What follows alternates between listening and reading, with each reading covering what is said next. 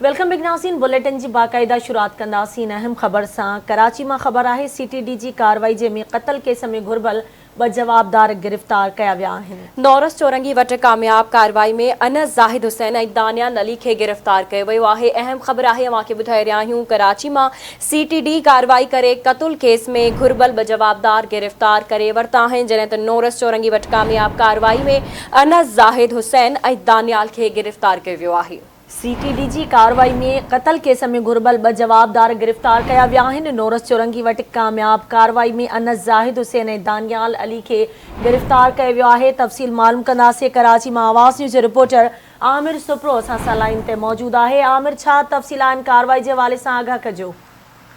जी बिल्कुल गजाला CTD सिंध पारा side area नौरस चौरंगी भरिसां गुज़िरियल कार्रवाई कई है, जंहिंमें इक़दाम कत्लो इक़दाम में मुलविस जेके जवाबदार सॼा भाइर आहिनि अनीस ऐं दानियाल खे गिरफ़्तार कयो आहे। इहो चवणो आहे CTD इंचार्ज मज़हर मछवाणी जो है।